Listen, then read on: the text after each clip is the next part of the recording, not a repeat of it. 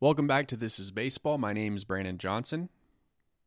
It's been a while. Real quick, before we jump into the episode, I wanted to do a quick plug on what I have going on. So, over the last couple months, my brother-in-law and I have started a brand new podcast called Everybody Loves Royals.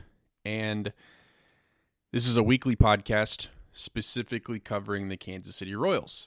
Our goal with it is to be informative and entertaining. We are doing it on video. I will link our YouTube channel in the show description below, but go check that out if you're a Royals fan. We're doing lots of podcasts. We do games. We just recorded a really fun video where we did a little stadium tour, a stadium location tour, going to some of the rumored spots that the Kansas City Royals have been talking about putting their brand new stadium. So again, podcast is called Everybody Loves Royals, and that will be out each and every Wednesday. Go check it out. Go subscribe if you're a Royals fan and you want to stay informed. It is really designed to be just kind of a one-stop shop. I know that there's a lot that happens throughout the season regarding the Royals, and we want to be your first thought of where to go when you're trying to get the latest updates on the Kansas City Royals. But yeah, let's get into some baseball news.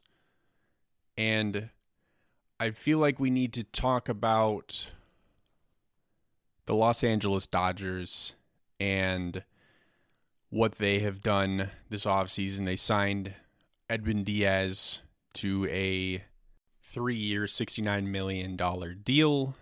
And he is going to shore up the back of the Dodgers bullpen and be their closer. He is really filling one of the few weak spots that the Dodgers had. If you remember watching them in the postseason, a lot of their starters went really deep into games. One, because they're really good, and two, because they didn't have a strong belief in their bullpen. Edwin Diaz was most recently with the Mets. He had 28 saves in 2025 for them over 66 innings, and he had a 1.63 ERA. So pretty good year for him, along with being an all-star 2024, coming off of an injury that caused him to miss all of 2023, 53 innings and 20 saves, 3.52 ERA. So Dodgers got a good one. Most recently, though, the Dodgers signed outfielder Kyle Tucker to a 4-year, $240 million deal. And this was really the signing that caused a lot of uproar. Because Kyle Tucker, he was with the Cubs last year. He got traded from Houston over to Chicago. And it was interesting how it went down, because it was being reported that it was between the Blue Jays and the Mets, that both of those teams had offered Kyle Tucker a contract. And then it felt like really out of nowhere, the Dodgers came in and kind of swooped him up. And the issue is fans are starting to get tired of what's happening in Major League Baseball, where you have a league that doesn't have a salary cap, right? You can sign as many players for as much money as you want. The only thing you really have to worry about is the luxury tax. And history has told us that these big market teams don't even really care about the luxury tax. So you have big market teams doing major spending, like the Dodgers, like the Mets, and mid-market, small-market teams are feeling like it's unfair, like it's not a level playing field. And I know that's not a new gripe. That's been something that's been talked about in baseball for a very, very long time. It just feels like right now it's as big of a problem as it has ever been, where you have a Kyle Tucker or Edwin Diaz or Bo Bichette, these top-end free agents, that it really only feels like it's realistic that they're going to sign with a handful of teams, whether it's the Dodgers, the Mets, the Yankees, and people are tired of it. And you have the argument of, well, owners just need to spend more, and that's true, and we'll get to that in a little bit, and we'll take a look at some of the payrolls around the league. But what the Dodgers are doing is just not a realistic ask of any Major League Baseball team. You have basically an all-star team out in LA. You have a team that has won back-to-back to World Series. You have a team that on paper is going to be the best team in all of baseball in 2026. They are the most improved team going into 2026. Yes, a team that won back-to-back World Series is also the most improved team. My point is, I feel like there's two different philosophies that have to happen in baseball with the way that the game is set up economically, where you have small market teams that have to draft really well, hit on their draft picks, and they have to hit on trades. Where big market teams are like, you know what, that stuff's important, and we'll hit on those aspects of the game as well, but we're really just going to utilize these small market teams as kind of our farm system, and we're going to let these superstars play out their rookie contracts, do their time with whatever small market team they are, and when they hit free agent, we're going to be the first ones knocking at the door. And it needs to get fixed. Before we talk about kind of ways to fix it, I want to just look at the projected payrolls heading into 2026 and go over those both on the top end and on the low end. So 2026 projected payrolls, this is from fangraphs.com. So at the top, it is Dodgers at $386 million, the Mets $363 million, Yankees $304 million projected in 2026. They're the only teams that are above $300 million. The fourth team on this list is the Phillies at $283.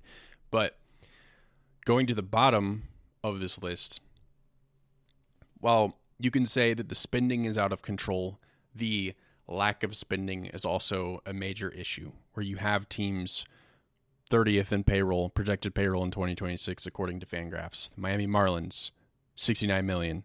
Chicago White Sox, $77 million. Tampa Bay Rays, $80 million. Cleveland, $82 million. Athletics, $87 million. Right? So really, we have to narrow the gap between this. We have, on one end, $386 million, and then $69 million on the other end. So a $317 million difference in payroll. Now, that's not all the Dodgers' fault. That is mostly on Miami. That's mostly on the White Sox. It's mostly on the Rays. They have to bring their spending up. So why am I saying all this? Well, at the end of 2026, December 1st, 2026 to be exact, the current collective bargaining agreement between the owners and the players is going to expire, and it is largely expected that the league will lock out the players, and there's going to be a very ugly labor negotiation, and competitive balance, economic balance is going to be one of the big sticking points, whether it is implementing a salary cap and salary floor, finding true revenue sharing. All of these things are going to be on the table. And I have been a big advocate for salary cap and salary floor. I think there needs to be an equal playing field. And I think both ends of the spectrum are causing problems. You have spending that is out of control on one end, and another on the other end, not enough spending. So we have to put these low spenders in check and go, the salary floor is $110 million or something like that, right? You have to spend. Where the salary cap is $220, $250, right? I don't know the numbers. That's just me throwing stuff, just trying to find just an example of really where this should be at. And you have to implement this because you need every team to feel like they have an opportunity to sign players, right? you can't have your league have top end free agents that realistically are only going to go to a few teams. So a couple of ways that I think that can happen is, one, with the salary cap, obviously, and floor, but looking at what other leagues do. So NBA, for example, they have restricted free agents, unrestricted free agents. That's not unique to NBA, but they have like a restricted free agent in NBA. They can go and seek out a deal with any other team, but the team that they're currently on has the opportunity to match whatever offer another team gives them. If they match the offer, then that player stays with the team they're currently on. Unrestricted, they can go and sign with any team they want. The thing is, they have all of these different contract thresholds. So you have your rookie contract, where it's, you have your predetermined for your contract for first round picks. You have your max contract, that's based on how many years of experience you have in the league. And then you have your super max, which is for elite veteran players. Your two-way contracts are just for younger players that are doing time between the NBA and the G League. And then 10-day contracts that are just really short term. A team needs help right now. But I think that MLB should look at these types of structures of maximum contracts and supermax contracts that can benefit both the team and the player, and it is a set percentage of the salary cap that teams can sign players for. Obviously, NBA rosters are smaller than MLB rosters, but I think knowing you have a contract structure like this, you can plan for, let's just use Kyle Tucker as an example. If you're like, oh, I can sign Kyle Tucker for 25% of the salary cap, you can budget that in as a team and have a realistic chance of signing a player like Kyle Tucker. Like the Royals, for example, they have holes in their outfield. Kyle Tucker would have been an awesome piece for the Royals to get, but it was just never realistic for them. So having that structure would be ideal for baseball. But talking about a salary cap, a potential salary cap in baseball. And obviously we are still quite a ways away from this conversation happening, but it's something that's going to happen this year. So we'll know more the closer we get to it, kind of what the negotiations are really going to look like. If you're a player,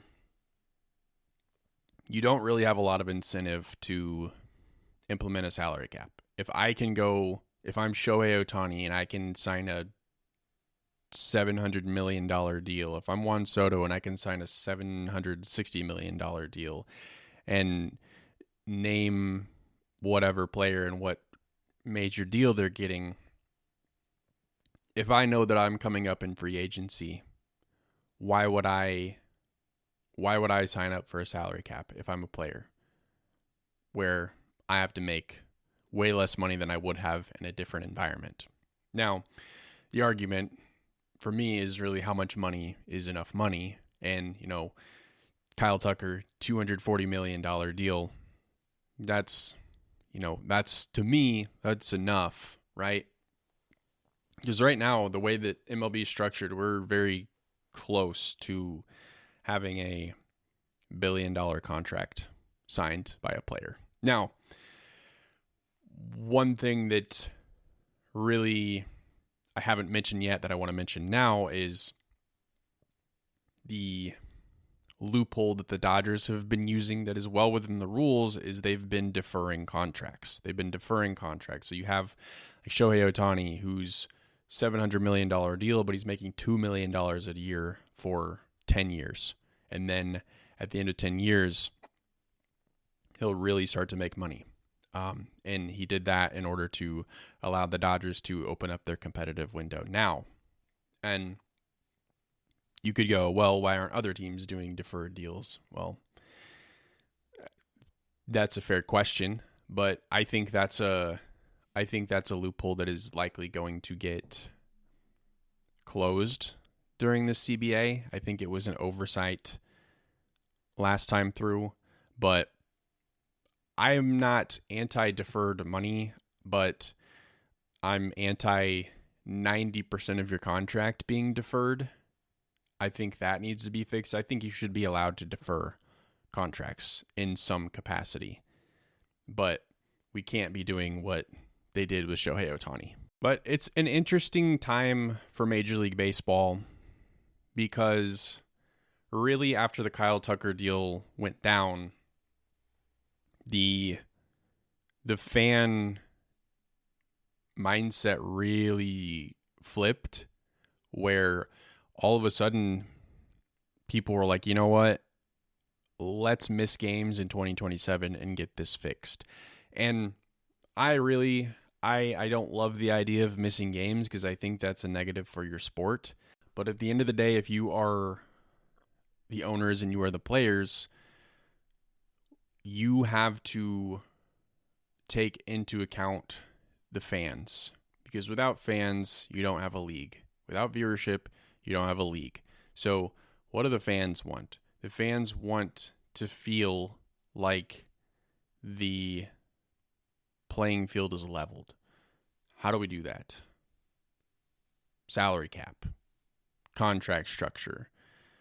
Something has to change. And I think we're going to have a long road ahead of us, starting on December 1st, 2026. Listen, we're just a couple of weeks out from pitchers and catchers reporting to spring training. That'll be middle of February. World Baseball Classic is this year, so we'll be covering that. And opening day will be here before we know it. So I'll be back regularly moving forward. Thank you for tuning in today. Again, as I said at the top of the show, check out the new podcast, Everybody Loves Royals. Again, that's on YouTube, Spotify, Apple, really wherever you listen to podcasts, it's going to be there. Again, I'll link that down in the description. But until next time.